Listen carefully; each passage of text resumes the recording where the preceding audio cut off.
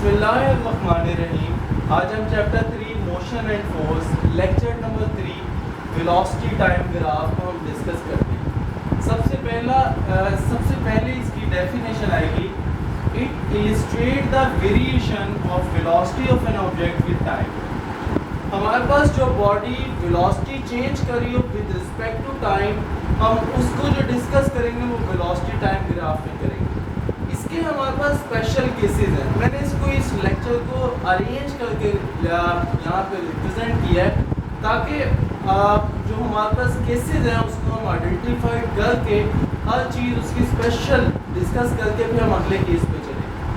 तो हम यहाँ पे केसेस इसके डिस्कस करते हैं और केसेस हमारे पास किस तरह से, हमारे पास कोई बॉडी जो स्ट्रेट पाथ पे मूव कर रही है, हम उसके केसेस डिस्कस करें।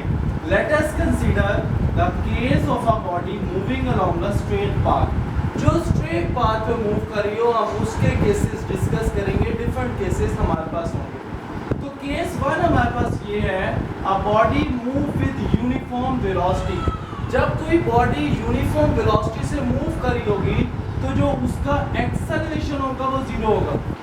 जब उसका एक्सेलरेशन 0 होगा तो उसका ग्राफ किस तरह से होगा, हम उसका डिस्टेंस कैसे कैलकुलेट कर सकते हैं वो अब हमने देखना है। तो हमारे पास velocity graph is a horizontal straight line as shown in figure. यहाँ पे आप देखें ये वेलोसिटी की वर्टिकल लाइन है, यहाँ पे टाइम है हॉरिजॉन्टल एक्सिस पे। तो हमारे पास बॉडी जो मूव कर रही है वो यूनिफॉर्म वेलोसिटी से मूव कर रही है, तो ये हमारे पास एक स्ट्रेट लाइन आ रही है।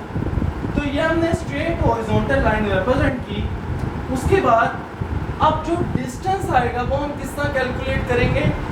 अब जब डिस्टेंस हम कैलकुलेट करने लगेंगे, पहले हम ग्राफ देखेंगे कि ग्राफ पे कैसी उसकी शेप है। अब एरिया अंडर द कर्व हमें डिस्टेंस मिलता है।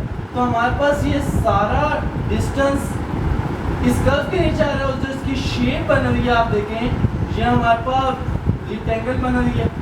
अब इस रेक्टेंगल का जो एरिया होता है वो हमारे पास किसके बराबर होता है, हम इसका प्रॉपर वर्डिंग में लिखते हैं। तो distance covered by body is equal to area of rectangle, और जो एरिया ऑफ रेक्टेंगल होता है वो लेंथ इनटू विड्थ होता है। तो लेंथ हमारे पास टाइम है, विड्थ हमारे पास वेलोसिटी है। तो हम v को t से मल्टीप्लाई करते हैं तो हमें पता है s is equal to vt। तो हमारे पास क्या आ गया, डिस्टेंस आ गया। यहाँ पे हमारे पास अगर एरिया अंडर द कर्व लें तो हमारे पास डिस्टेंस आता है।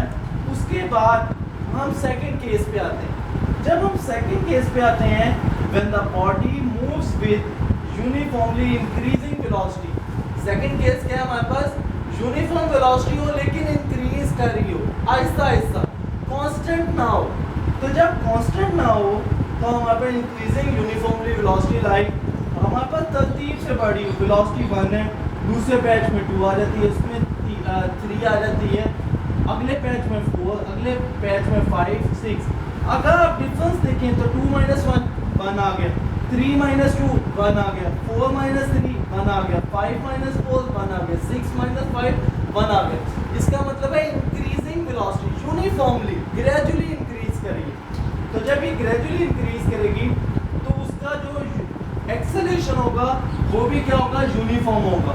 इसका जो एक्सेलरेशन होगा वो भी क्या होगा, यूनिफॉर्म होगा। तो हम अब इसकी एक्सप्लेनेशन देखते हैं, इसका ग्राफ कैसा होगा। The graph velocity time graph is an inclined straight line with the time axis. अगर आप इसका ग्राफ देखें तो आपके पास एक स्ट्रेट लाइन हमारे पास आ रही है, इंक्लाइंड लाइन। तो यहाँ पे हम अगर वेलोसिटी को रिप्रेजेंट करें और एक्स एक्सिस पे हॉरिजॉन्टल एक्सिस पे टाइम को रिप्रेजेंट करें, तो जो हमारे पास डिस्टेंस आएगा वो कैसे आएगा, एरिया अंडर द कर्व है। अगर एरिया अंडर द कर्व आ रही है तो ये हमारे पास क्या आ रही है, रेक्टेंगल आ गई, ओ ए बी लेट्स सपोज। तो अब यहाँ तक का जो स्पीड है हम सपोज करते हैं वो v है। तो अब हम देखते हैं distance covered by body is equal to area of triangle. तो किसके बराबर आ रहा है, एरिया ऑफ ट्रायंगल के। जब एरिया ऑफ ट्रायंगल की बात करेंगे तो एरिया ऑफ ट्रायंगल जो हमारे पास उसका फार्मूला होता है वो half into base into height होता है। अब हमारे पास बेस यहाँ पे क्या है, टाइम, हाइट क्या है हमारे पास, यहाँ से 0 से लेके इस पॉइंट तक जो वेलोसिटी है इसको हमने v से रिप्रेजेंट किया, तो हमारे पास half into v into t आ गया। अब हम देखते हैं कि ये हाफ इंटू वी ये किसके बराबर होता है। अगर हम एवरेज वेलोसिटी निकालें तो एवरेज वेलोसिटी दो पॉइंट्स के दरमियान हम निकालते हैं, एक इनिशियल पॉइंट और एक फाइनल पॉइंट। जब हमारे पास इनिशियल पॉइंट है उसकी वेलोसिटी है 0, फाइनल पॉइंट की वेलोसिटी है v, तो अगर हम उसके एवरेज निकालें तो 0 प्लस v डिवाइड बाई 2, तो हम क्या लिख सकते हैं इसको 1/2 इंटू वी।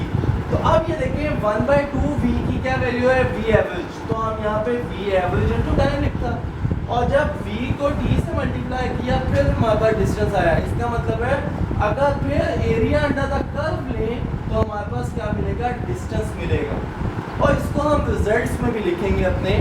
उसके बाद हमारे पास थर्ड केस है when body moves with non uniformly increasing velocity. अब यहाँ पे वेरिएबल वेलोसिटी भी आएगी, यहाँ पे अपनी कहीं पे ब्रेक्स लग रही हैं, कहीं पे ज़्यादा स्पीड आ रही है, कहीं पे कम स्पीड हो रही है। तो यहाँ पे ये वाला केस है कि वेरी कर रही है velocity with respect to time, तो उससे हमारे पास क्या आएगा, the velocity time graph is a curve as shown in figure. यहाँ पे हमारे पास कर्व आएगा। जब ऐसे ग्राफ आ जाए तो फिर हम क्या करते हैं, उस पर टेंजेंट ड्रॉ करते हैं। जब टेंजेंट ड्रॉ करते हैं, टेंजेंट क्या होता है, उस कर्व से सिर्फ एक पॉइंट से लाइन पास करनी चाहिए, तो ये हमारे पास एंगल बनाएगा थीटा। तो अब हम देखते हैं magnitude of instantaneous acceleration is equal to the slope of the tangent at that point. तो अगर हमने उसकी इंस्टेंटेनियस वेलोसिटी या इंस्टेंटेनियस एक्सेलरेशन कैलकुलेट करना हो, क्योंकि ये वेलोसिटी टाइम ग्राफ है, v को डिवाइड बाय t से करेंगे तो आपके पास एक्सेलरेशन आता है। तो अब हम क्या कह रहे हैं कि मैग्नीट्यूड ऑफ इंस्टेंटेनियस एक्सेलरेशन वो किसके बराबर होगा, is equal to the slope of the tangent at that point. ये हमारे पास उसकी क्या आएगी, इंस्टेंटेनियस एक्सेलरेशन की मैग्नीट्यूड। कहीं भी हमने मैग्नीट्यूड इसकी ड्रॉ करनी हो तो हम उस कर्व से टेंजेंट ड्रॉ कर लेंगे। तो ये हमारे पास आर्टिकल था। उसके बाद हम इस आर्टिकल की सिग्निफिकेंस देखते हैं। तो सिग्निफिकेंस में हमारे पास क्या है, अगर हम स्लोप लेते हैं, slope of the velocity time graph is equal to the average acceleration. Slope लेते किस तरह से, लाइक हमारे पास एक फार्मूला मेथड है, वो हम कैसे ड्रॉ करते हैं, या तो हम टेंजेंट ड्रॉ कर लेते हैं या फिर हम एक फार्मूले से कैलकुलेट करते हैं। लेट्स सपोज मैंने दो पॉइंट्स लिए, एक ये पॉइंट लिया, एक ये वाला पॉइंट लिया। अब इसका एक y एक्सिस है, इसका एक y एक्सिस आ जाएगा। इसको हम कह देते हैं इनिशियल पॉइंट था 1, इसको v1 कह दिया क्योंकि वर्टिकल एक्सिस पे। इसके ये हमारे पास आ जाएगा v2, और इसका x एक्सिस पे अगर हम कट करते हैं इस पॉइंट को तो यहाँ पे हमारे पास t1 आ जाएगा, इसका पॉइंट आ जाएगा t2। अब हम क्या करते हैं, y axis vertical axis minus horizontal axis, तो हम क्या करते हैं, इसको जब हम ड्रॉ करते हैं तो v2 minus v1 divide by t2 minus t1, ये किसके बराबर आ जाएगा। अब देखें v2 minus v1 delta v, t2 minus t1 किसके बराबर आ जाएगा, डेल्टा t, ये किसके बराबर आ गया, एक्सेलरेशन के। तो यही बात थी हमने, slope of the velocity time graph is equal to the average acceleration, ये किसके बराबर आएगा, एवरेज एक्सेलरेशन के। सेकेंडली जो हम बार बार रिपीट करते हैं इस आर्टिकल में, area under the velocity time graph is equal to the distance covered by the body, ये किसके बराबर होगा, जितना भी उसने डिस्टेंस कवर किया होगा। अगर मेरी आपको ये वीडियो पसंद आई हो तो लाइक करें, शेयर करें एंड सब्सक्राइब करें।